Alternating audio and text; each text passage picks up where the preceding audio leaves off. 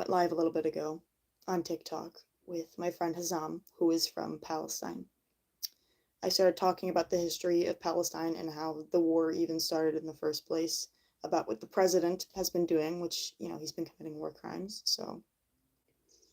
And I started talking about what his living conditions were like.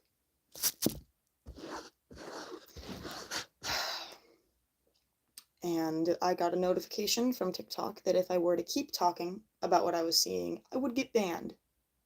I would get banned for talking about a family that just wants to survive. And I realized that TikTok maybe wasn't the place to go live and talk about a family that just needs food and money and someone to hear them.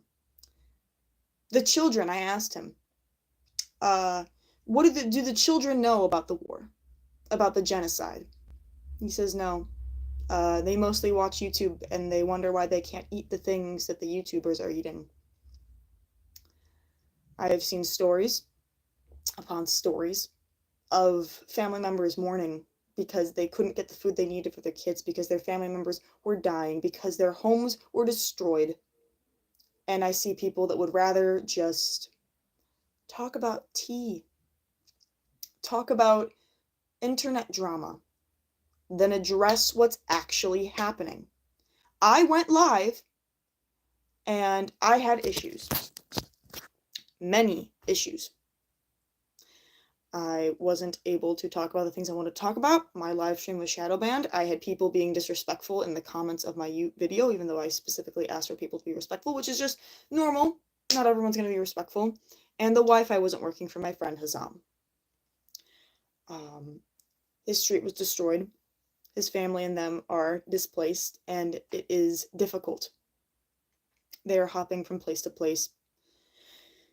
Flour is around $600. Bread is a couple hundred, I believe, maybe the lowest being 90. They have just started letting aid and food into Gaza, and even so, they want you to think, oh, look, we're finally letting food in.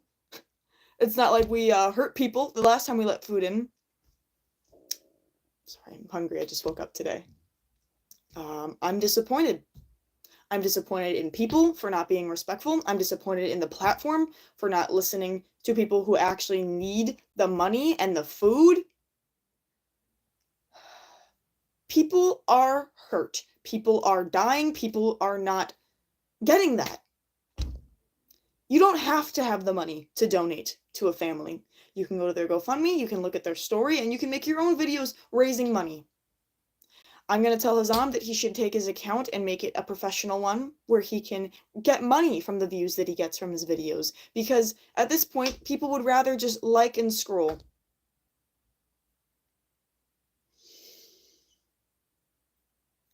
He has had to see things that no 18-year-old should ever have to see in their entire life. He has to be the adult of the family. He has 3 birds. They're very cute. And he's been able to make them feel safe enough that they have been able to lay eggs, which is insane because he's in the middle of a war zone. His people are being hurt. And now he's texting me apologizing because the live stream didn't go the way he wanted. He is a sweetheart. And so I'm deeply upset that people did not respect him. And I'm deeply upset that the platform was giving me issues. So I'm doing this here, where I know that my voice will at least be remembered when I post this video, because the live stream will be recorded and immediately posted to YouTube. To the people who are listening to me right now, thank you. To the people who might listen to me later, thank you. To the people who don't want to listen, that's fine. I need you to understand, though, the genocide itself has been going on for a while, but the actual last step of it has been happening over the past 2 years. You might be wondering, well, when did this happen? There's been a war between Israel and Palestine for a while. The president of Israel has been waiting for the perfect moment to do things to the people that live there for a hot minute. And it wasn't until the terrorist organization had bombed a concert in Israel that the president took this as an excuse not to reprimand the terrorists, not to strengthen their defenses, but to attack everyone in Palestine, to tell them to move from place to place and then bomb that place. Sorry, I just woke up. To put food and aid in just to bomb that exact area. to tell them that, oh, it'll be over soon, just keep moving.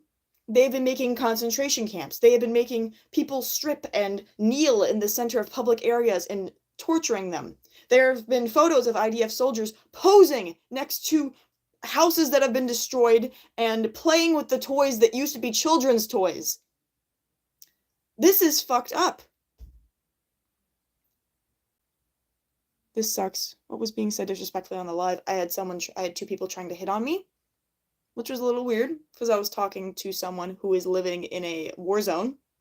And I had one person, when he was talking about his family, or when I was, say it wasn't anything smart, but it pissed me off. He just went, womp womp. I'm like, I'm sorry. Have you seen people die in front of you? Do you have a roof over your head and food on your plate to eat 3 times a day? Do you have the trauma that this boy has? I don't think so. And normally, I'm able to be smart with it. Normally, I'm able to come up with an insult just like that to bounce off this fucker's head and get him annoyed or enough to leave. But I couldn't say anything because I was letting Hazam talk.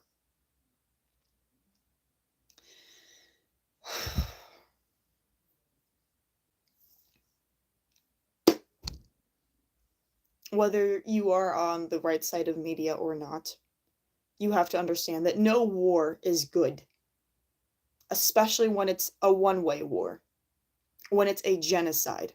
55,000 Palestinians dead. I believe half of those were children. Children, babies. Do you understand that? It's ridiculous. And I'm not necessarily mad at anyone who's watching this. I'm mad in general because people don't care. People are tired of talking about it. People want us to get over it.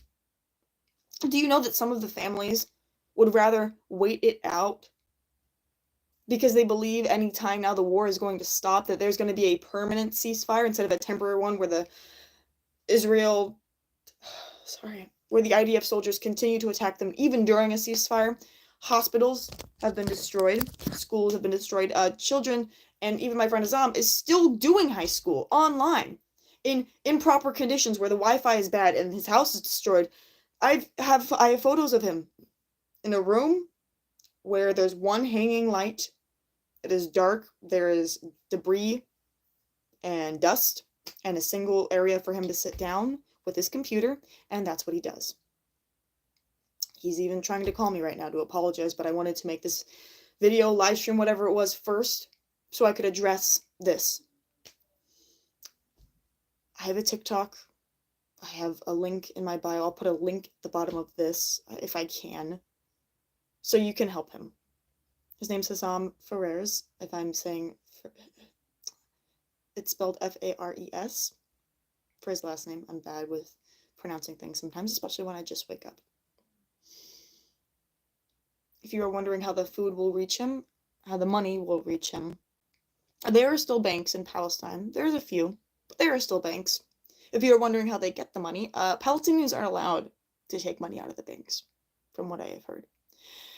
There are people from the opposing side who maybe pose as spies, and they take the money out of the banks and give it to the families that need it, but they take a certain percentage for themselves. It used to be 20%, then 30%, now it is 50%. Hazem has low blood pressure, and doctors are scarce. Getting a single test result is $100. The doctor's rooms are intense.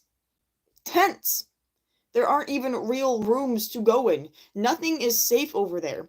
Women do not have pads for their periods. Children do not have the food they need. Babies are starved. Women are hungry and dying. Men are terrified and feel like they need to be strong for their family. And IDF soldiers, again, are posing in front of destroyed houses with children's toys.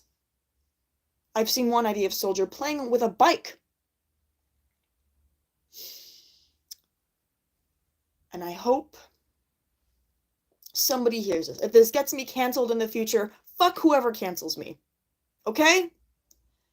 This is a genocide. And it's not about, oh, I just don't want to be political. It's about human rights. Human fucking rights. And if you can't see that,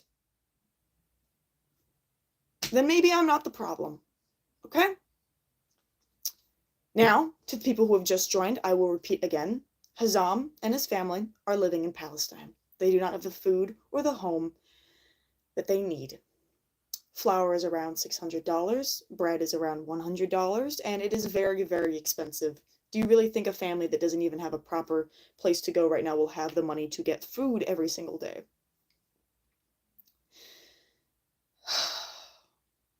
So, go to the link in my bio on TikTok. If you can, donate some money. If you can't, look at the photos, make your own videos, at him in it, and share what you can. I hope that later I can make some more stuff raising awareness for his family. And I hope that you know that people are noticing. I hope to go live with him again some other time, and I hope that it works a lot smoother. Thank you for listening to me, and I hope that I can raise enough money for his family that he's able to survive this. Thank you. Bye.